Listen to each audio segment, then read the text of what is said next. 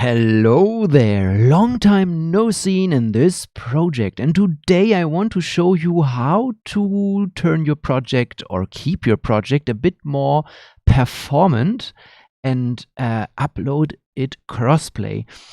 Well, what is crossplay? Crossplay is if you're on your PC VR and you have friends just on Quest, and you can join the same world and both play and enjoy this world. What you need to do for this is upload your world both for Android build and Windows build and follow certain rules. These rules I will explain later when we upload, but for now I want to show you how to make things more performant. This also is, I explained a few of these things in former videos, but you can never have enough of this. So why is it so black up there? It's just because of the fog, because of the distance. So we can just turn off these layers here, and then we go back to a very blank state. So you see that there are just empty boxes all around the spaces, and these will help greatly with performance. Let's collapse all and open up the main points here in the hierarchy. So what do these things do? I think that it would be the best, you have different possibilities to toggle stuff.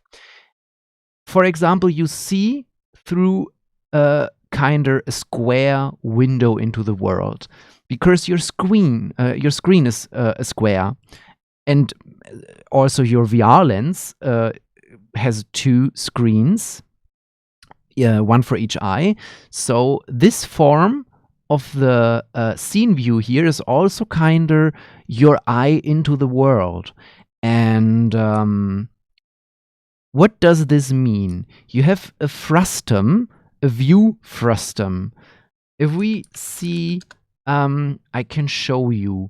So like I said, you have this form here. This is what you see. And what you see in the far distance is the far clipping plane. And the thing right on your eye is the near clipping plane. So the thing here in front is kind of your camera, and in the far is how far can I go before stuff is not loaded. So everything that is behind here is not loaded because it's so far away, and everything that is even closer than my camera here is also not rendered because it is too close to me.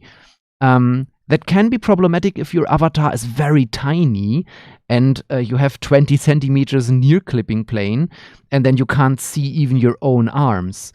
In a world, you usually can fix stuff like that. For example, we have here the main camera, and the camera has clipping planes. Near is here 2 centimeters and far is 100 meters. Because the world here is growing, I would go to 200 meters, but don't go too extreme. If you do something like a millimeter to like a kilometer, then it is going too extreme, and stuff is going to get wonky with decimals, and then you get weird wiggling textures, and you don't want this. Keep it in a rational state. So for example, if you have wide plains, big surroundings, then of course you need maybe 1,000 or 2,000 meters in the distance, able to look at stuff. But then maybe go to 40 or 50 centimeters as a near clipping plane. It is just a world then for normal sized avatars, definitely. But everything else would bend too weirdly. So, but what does this is interesting to know, but how does it affect what you see? Well, this is your camera, and while you're looking left and right, or in the desktop mode, move your mouse left and right, you also shift this frustum left and right. And usually it's automatically done that everything that is outside left and right of your view frustum will be culled. But don't be fooled. It is for meshes. If you have a real-time light source or a code or anything else that is not a mesh, then it doesn't matter. It will not toggle away. So the frustum culling is a thing that comes automatically, that cuts out stuff you can't see. But even if here is a wall, the stuff behind the wall will still be rendered because it is in your frustum. And the frustum is not knowing what is occluded by stuff. So here comes the second part that you can do, but you don't need to do it. It is the occlusion culling. So what is occluded should be not visible. Yeah. So you go for window rendering, and then you have here occlusion culling. And then you get an extra tab. Where is the tab? There.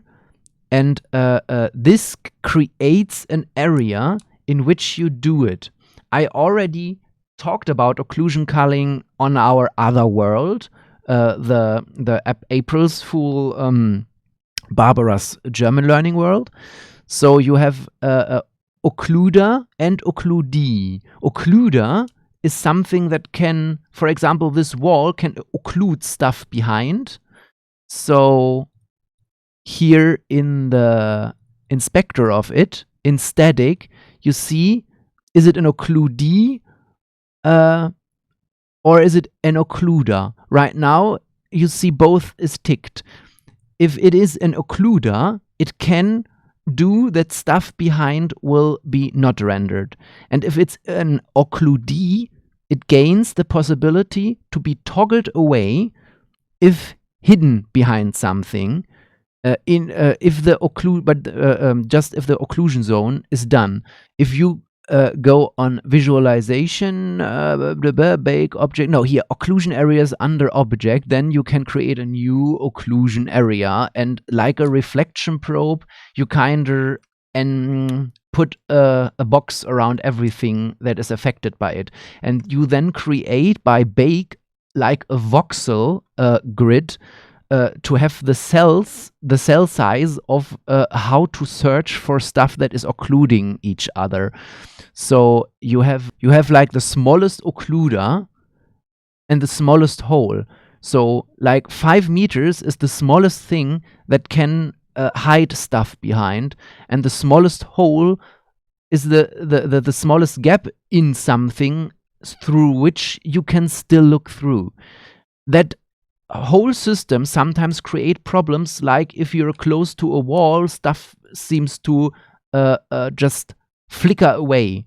Or like a terrain, I often had it that a terrain then is gone. And you can't, from many angles, you can't see the terrain anymore because it is such a big object and is still kind of loaded in little chunks, and this is all so wonky. I'm not a pro in occlusion culling, and that is the reason I don't really know it, and so I also can't really tell you, yeah, do this.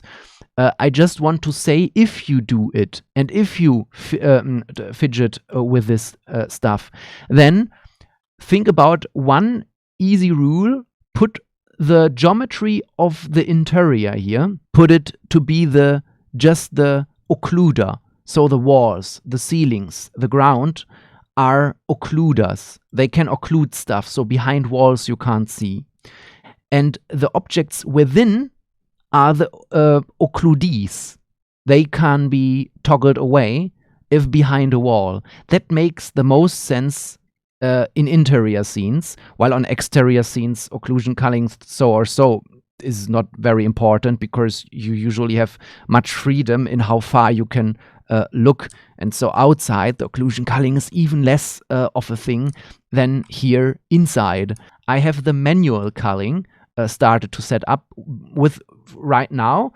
I just have these things here. I have colliders for rooms, and in it is performance rooms. I have the special room 1, 2, 3, and also split the thing, the whole tower here in different parts. But it is such a big tower. How do you split it? Well, overlapping. You see here? So it goes higher than the next one. It goes deeper. It's overlapping on these areas. Does it create a pop-in? Yes, but I mean, you will survive it. So what I want to toggle here, you know, your computer is more powerful than you think, but still, these amount of avatar pedestrians here that will pop up is way too much. Well, you could do something like a sphere around every single one, checking if you're entering or leaving it. But I think that is also a little overdoing. So let's just use this first special room and look in how can we create a manual. Well, you could do something like LODs, for example, level of detail. For example, if you would have a very high detail thing here, this here, you know, then it is cool that you can go so close. I mean, you see that it has not a very high resolution and stuff. But if it would be, it would make no sense from this far to have still the whole model with all the geometry on it. And in these cases, you do something like add a component, LOD group, and then you get this menu. And here you see, right now you have just one model that is LOD 0. LOD 0 means it is the base model. LOD 1 means it is less of an accurate model. LOD 2, even less. You know, you can kind of do have the same model in a worse quality, putting those into LOD 1 and 2, and while the camera moves away, you will get the worse models. And of course, after you're far enough away, it can cull completely. So you have like a distance culling, a distance from you to the object. If you're far enough away, the object will be gone. So at first, we select an object with a mesh renderer to put the LOD group on, and then we delete this and we delete this. So we just have a culled mode and a LOD 1, a LOD 0. And you see even how far you are away from the camera, you know? So we deleted the other two groups. If we put ourselves in here, then it works. It needs to be from the hierarchy, and then this happens. After some distance, of course, this is way too close, yeah? So, let's say when we enter the room, we should still see the thing, you know? So, zip, like this. You see it, you see it, you see it, you see it, and you... of course. I mean, this would be optimal, you know, that you can't see it anymore when... But just for testing, you see? Now you see the popping.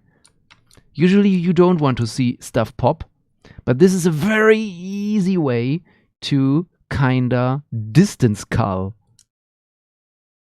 But of course, you don't need it here because the geometry on this one is very simple. Just the majority, you know, if you have, like, for example, in this room right now, 24 textures for avatar pedestrians and way more all around the tower, that's way too much. So the manual culling is the big thing that we want to achieve here.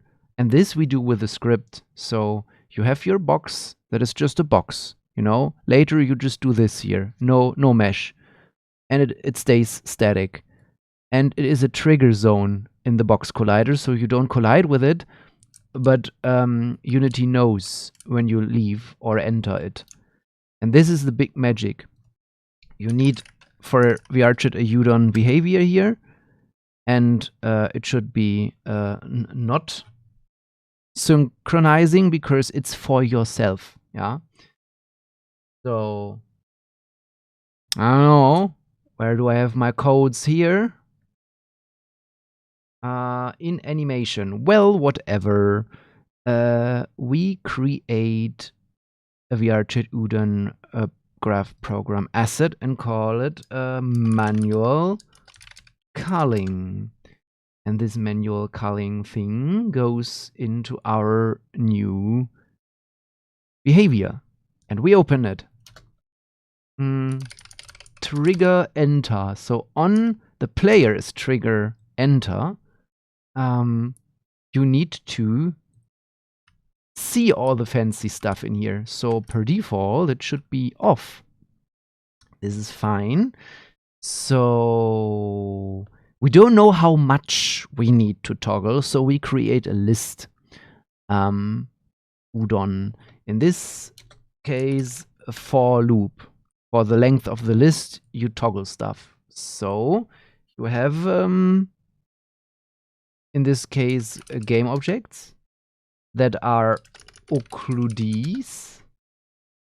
Stuff to occlude, to hide. It is public. And oh wait, an error. Game object with brackets, because that is a list. Brackets always mean a list. An array. This one we put in here, and we get the length, and we say it starts at 0, it ends at the length of the list, and the steps are full steps, one for each. And for each iteration, it has an index number thrown out. So you get one of the lists, that is always the index number count. And this is the object, so it will set active, there you set the game object active, not on exit, that is after the whole stuff happened, and body is for each of the objects. You set right now the value to true, because it is toggled on if the player is entering the thing. So, but on player trigger enter is a global event. It is not networking, but it is nicer to create a little branch, get the player, and see, is this person entering really the local player? I don't like that this is a networking event, but it's just the behavior of VRChat, and we just have to take it as it is. And if yes, then you do it. And that's kind of everything that's needed here. But if you leave the room, also something needs to happen. So if the player trigger exit, on player trigger exit, you can kinda do the same thing, We duplicate all this, and let's just do the same thing. With one difference. Off. And that's all for now, I would say. And then you see the occludees, what is a list of one object that is right now none. If in this case the script would be null in this case and just stop in itself. So we have here all kinds of pedestrians. So we need to find them. I'm not talking about the bit of geometry that is here and there, the tower doesn't. So, but the avatar pedestrians of special 1. Special 1 and special 2 are toggled in between with this here. So both need to be toggled. But I can't just put both of special 1,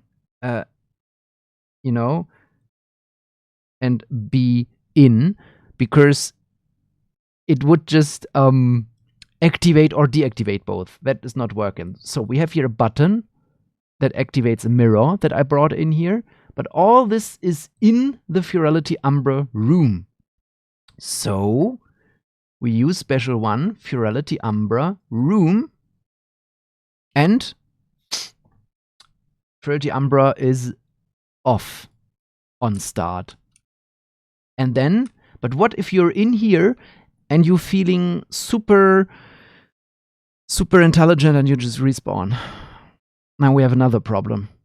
So, Udon. On player respawn, it is kinda like exiting the room. So, if you're the one respawning, yeah, you're kinda just leaving the room. And now you also don't have this problem anymore. And this is kind of the whole magic. You do this with every year. I mean, the code you just need to do once. That is a nice thing. You just go in here, manual culling. Oh, Unity behavior, manual culling. None. And then, for example, this year is the first, it's the last half of 2024. So 2024 has all the descriptions and pedestrians, and you say, but this should be on start because you automatically spawn in here. So we don't toggle this off now because it would be on start. But if you respawn, it would toggle away. So it's not working like this. So we open it and we need to do a little, a bool that is public. And it is named on start branch, if then else. So on player respawn, yes, and then we look here. Is it on start? If false, then you kind of leave the scene. But if true, then it should be on.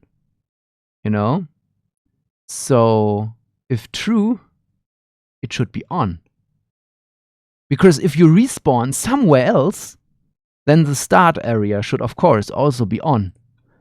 So you see it here, and on start is here, yes.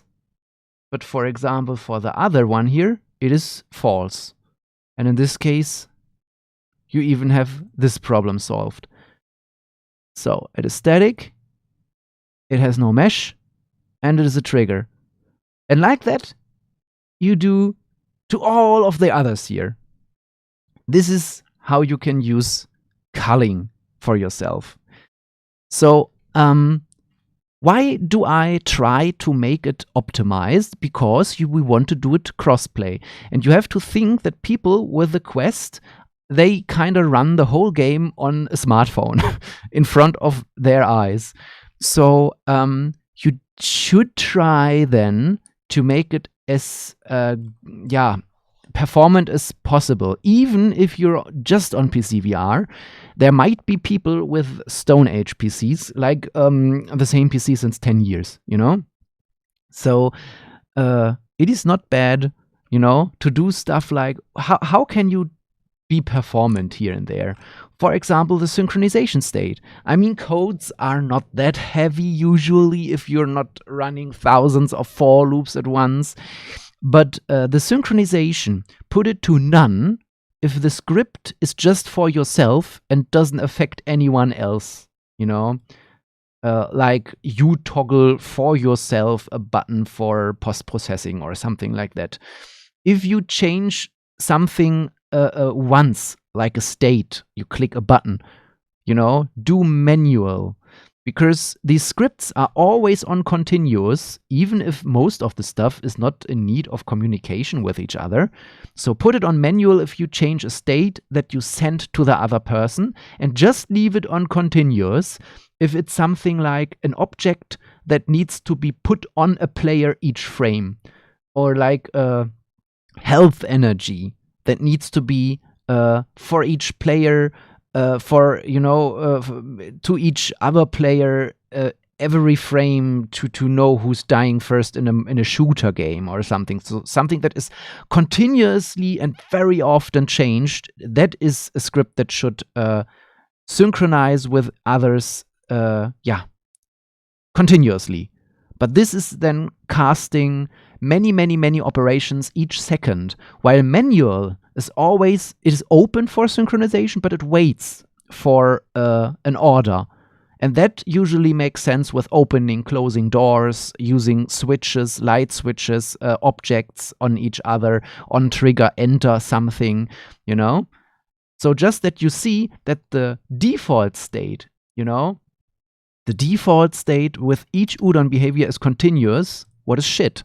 It is shitty that VRChat is doing that, because most of the people are not knowing what I just told you, and they just leave it on continuous, and they have, they are more in-performant than it would be needed to be.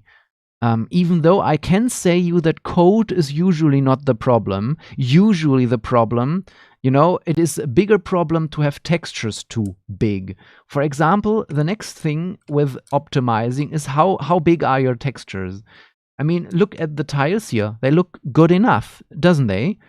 So we have these here in the material. There, this is a texture for the basic color, and it is at I clicked here 1024, and on Android even just half that. For example, I can show you how it looks. So 1K is the correct size for everything, usually. So you can put every texture down to 1K per default. When should you go up to 2K? Well, for example, if the texture has 2K as a resolution. I don't know if this one has. Maybe it slightly got better now. But when you use 2K, well, for some avatar textures, because usually you're very close to avatars, but not to the ground or to most of the objects, especially for the ceiling or stuff that is super far away, you will never need a 2K texture for that. Because 2000 to 2000 pixel, just if your full vision would be this, then you would need, some device like, I don't know, you would need very modern VR devices to see the whole texture then. So usually not needed. If you go down to half K, you see that slowly it washes out, slowly it washes out. And still it is okay. This will be what Questies will see. Less detail, of course, because they are on less stronger devices. And half K is usually fine for stuff that is far away, or for details on textures, like the roughness or so. Might often be okay if it's just a half K. Going below that is usually a stylistic choice, or if your texture is super low on detail, if there is nearly nothing on your texture, then of course you can crunch it down. You usually have something like bilinear filtering here. If you aim for a pixel style, you go for point. If you go for point, then you see every pixel because it's not interpolated between anymore. But usually you won't do that because that looks weird if you're not doing a retro world. So you keep it with bilinear. That washes it out because it kind of averages out the pixels in between. What is totally fine here. So, but yeah, that is usually just for artistic choices. When you use 4K, VRChat would say to you never, because they don't want to create more performant programs that would work with many people using 4K. But I can say you can use 4K, for example, if you have multiple objects on one texture. If I would have like partly this pattern here, and the carpet and the wood and the stone and the glass, everything as little parts of one texture, and every object is just using a single part of the texture, because this saves, it is called atlasing, and it saves computation time. It is, for example, Furality Umbra, the meetup world, used just one texture for the whole world. It was one 8K texture. Why? You see 16K here. Usually it is not working in VRChat. VRChat is not accepting stuff that is above 8K, but imagine you have the whole world on one 8K texture. It is one huge texture, but everything is on it. And that would also be one draw call, because this single material could be used by everything. And this is also performant.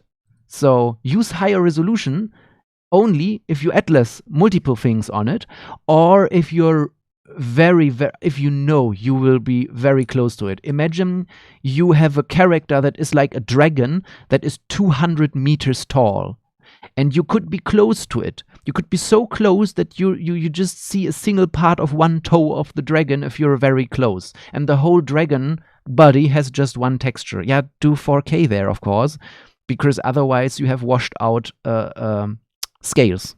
Yeah, so if you're super close to a super large object, of course also use 4K, or even 8 if you feel fancy and have not so much in your scene. Just to tell you what these numbers here mean. And definitely do something like I do here, per default, for example 1K with most of the stuff, and on Android even just the half. So override for Android and set it lower. And I found that RGBA compressed ASTC8 to 8 blocks is working very well as a compression. So just to look into textures, and this is not everything you can see when it comes to materials. Just a little inlay here. While I was cutting it, I just want to let you know something. This here is working well for the download size. Yeah. We use the crunch compression always. Here's, we read texture is crunch compressed to save space on disk when applicable. You see? On disk. Or on download to download the world. So you're doing a great deal for people with bad internet. And of course, you can trick much with the with the maximum downloads size for Quest, what is 100 megabytes. That definitely helps you with it. But if you additionally think that you have so much in your world that it could be problematic with your VRAM, then you should do a different thing with the textures. So what do I mean? Where you have a graphics card, and on your graphics card there is a RAM. It's just a memory. It's random access memory, you know? That means you have a RAM on your PC, but your graphics card also has an extra, even quicker RAM, where the whole world will be in. And the funny thing with crunch compression, you download the tiny size map, but then your computer redoes the crunch compression, and it unfolds again into your graphics card RAM. So if you put crunch compression and everything super low,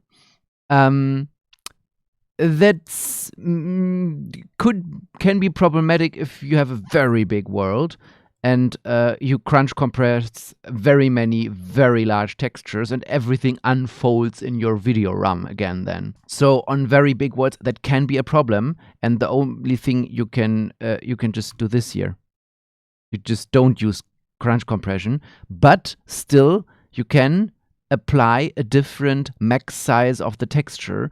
Then it is really cut off to that size. No compression, but really cut off to the size. So if you import like 4K textures you found somewhere in the internet and thought, oh, it's pretty, but then you think, 4K for just like a part of the ground is a bit much. Yeah, go down to 24. If you don't use the crunch compression, then it is also saving your video memory.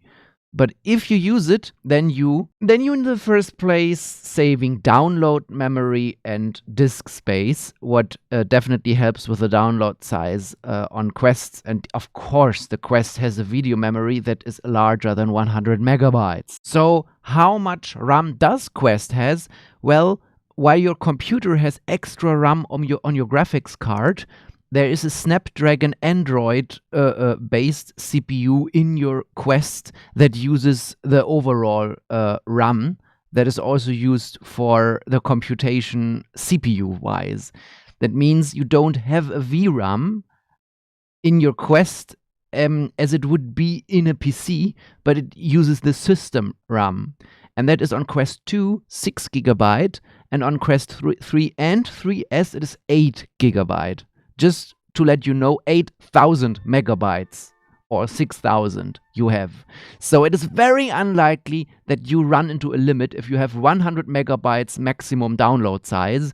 And even if you have 4 times the size unfolded in your RAM, then you have, even on a Quest 2, 5,600 left. Of course, the players are coming in, and they are also adding quite some. Many players would unfold, to hundreds of megabytes on computer, but we all know that Quest avatars are very, very, simple in comparison. For example, you could do enable GPU instancing. GPU instancing is turned on here, and then the object needs to put batching static off.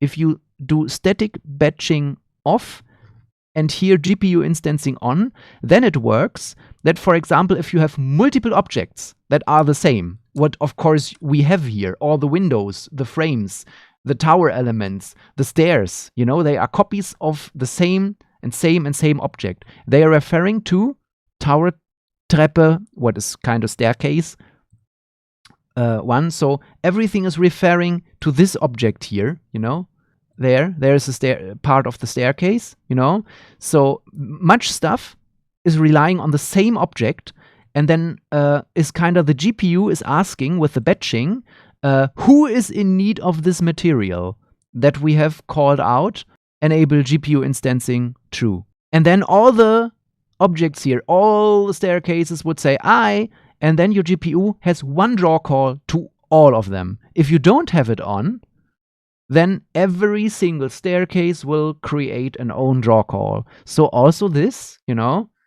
is good for your performance. I installed Bakery.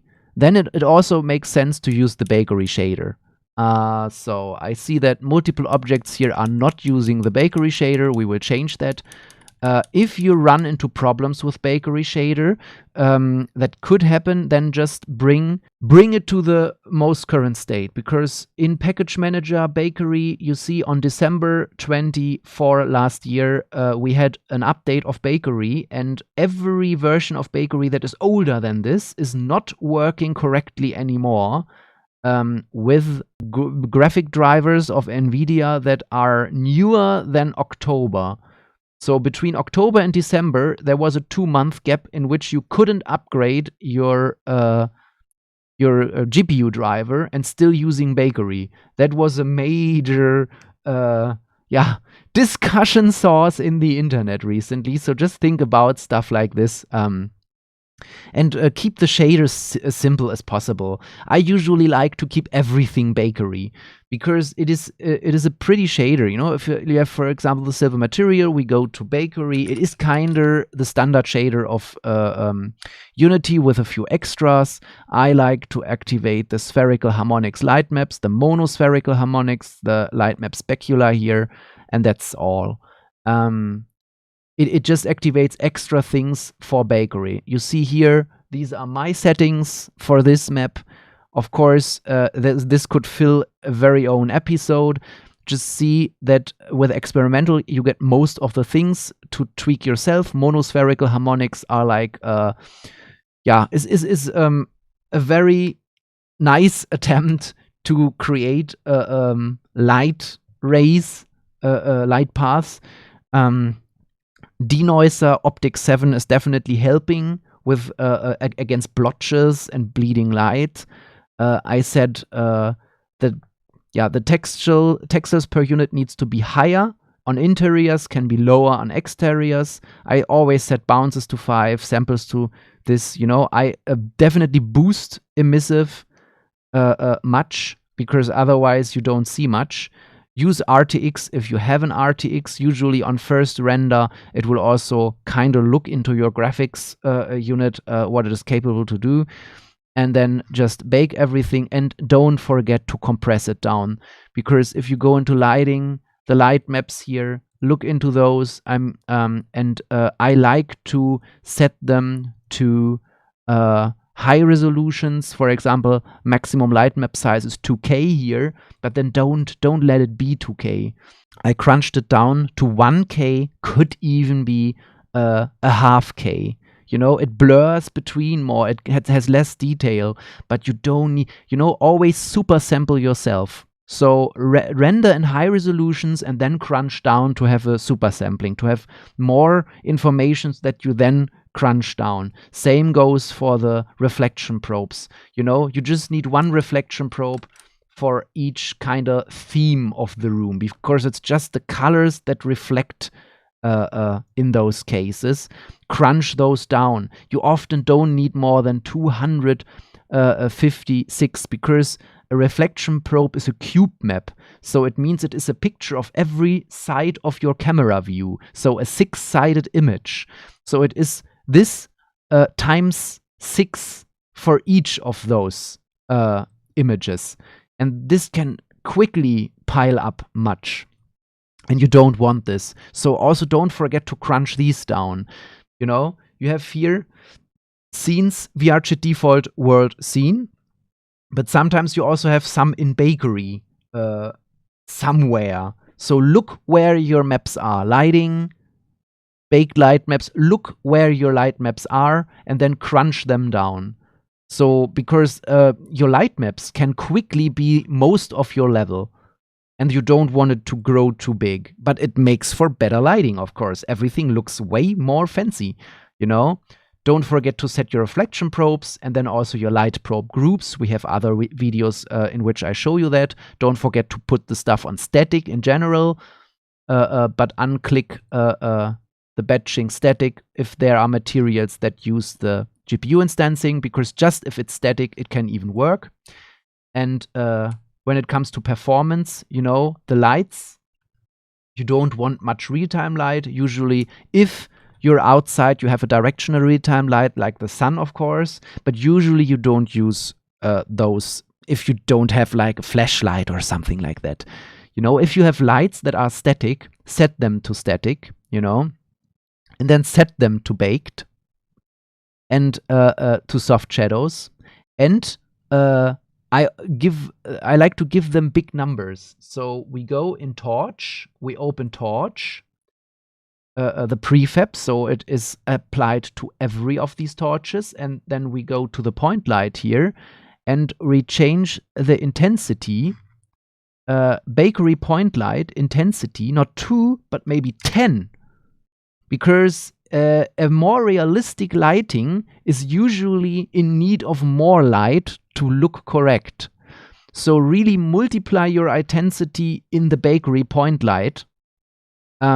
Otherwise, you will have a very dark scene, and you're always wondering, why is that not working? Why can't I see? Do it. With bakery and not the default light mapper of Unity, crank up the intensity of the lights. Install in a very simple scene just one light source on a wall or something like that, and then try around with bakery. Try different settings and just render in seconds to see how it works. Look how the intensity affects how your light will affect the scene, because you will see you need way more light than you think to look correct, So I said that the code is usually not the problem. Oversized textures can definitely be more of a problem with performance, but light even more. Real-time light means multiple draw calls on top of everything, for everything. because you create shadow maps. You know, you create shadows, you create new lighting on everything, on every object that is close to such a light source. If the range then is even superb, so that you have an incredible distance in which the light is still rendered, and you have different real-time lights that are then all of them affecting everything of them all around the place. It creates so many different draw calls to the CPU that is poking the GPU to change pixels. Yeah, just put a few real-time light sources in your scene, and even a 4090 user will just have a few frames. So number one problem with performance, look into your lights if you don't accidentally set everything to real-time. But definitely place lights, because another thing that is not as unperformant, but it is just looking shitty, for example, is if you go into your lighting tab and you have your environmental light, and you do every lighting of the scene with stuff like environmental lighting color or something. So imagine no direct light sources, but the whole scene has just one lighting. You know how your project then looks? Everything looks like Tomb Raider from 1996, you know? Without any light sources, the whole scene has the same color, like this here. You know, while this adds the light, and this adds post-processing, and this is still not the final version. You know, I still need to tweak the lights. I still need to use bakery materials and stuff, and everything will look even way more better. But if we take all this out, this is not how you want your scene to look. You know, if you light everything the same, without having light information, like for example here, you don't have even the light information of the torches right now. Everything looks super flat. So on this point, I say to you, thank you for your attention so far, but let's split the whole video about performance, because until here, we digged into all the basics. This should be definitely something that should be on your, on your menu before you upload the world. And in the next episode that I quickly will also upload, we will dig deeper into the more advanced topics, but don't be afraid. Everything is, you can take a look there, but you don't need. And if you are not interested in it, just see it like a supermarket. You just grab what you like to take home and keep the rest where it is. So in the next video, we dig more into the advanced stuff, and we end with, of course, the final crossplay upload.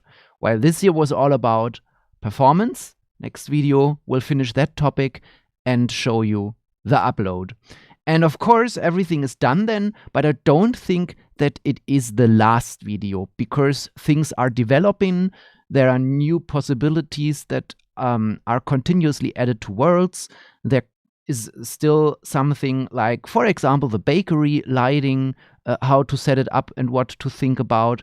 So there might be more in future, but definitely we have the whole way from opening a new project to uploading it, even crossplay. So you have at least a base on your hand if you ever have the time and patience to do an own world. So I will happily welcome you in the next episode, when it's all about what could we else think about when it comes to performance and how to upload it finally. As always, you can just look into the timestamps to jump to the topic that you want. I know that these videos are very long because I explain quite much, because I always try to address everything that comes to mind, so we get everyone wherever you're standing, and therefore timestamps. So see you then.